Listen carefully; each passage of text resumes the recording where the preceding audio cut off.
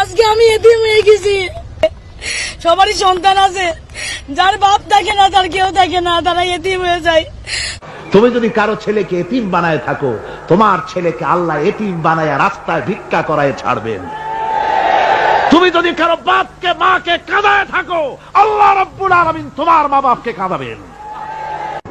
বিবেক দিয়ে চিন্তা করো, যাকে মেরেছ ওই রাত্রে তার বাড়ির কাছে যাও, ওই রাত্রে গোপনে তার বাড়ির কাছে গিয়ে দেখো তার মা কিভাবে তার সন্তানের জন্য কাঁদতেছে, মায়ের কোলটা খালি হয়েছে বলে কিভাবে কাঁদতেছে, তার বাবা কিভাবে কাঁদতেছে, তার বউ থাকলে কিভাবে ছটফট করতেছে, তার কলিজার টুকরা সন্তান থাকলে কিভাবে আব্বা আব্বা বলে কাঁদতেছে।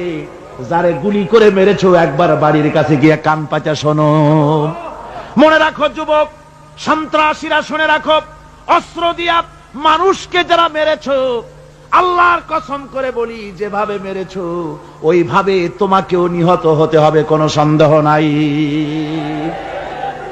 বাড়িতে গিয়ে ডায়েরিতে লিখে রাখো আমার কথা।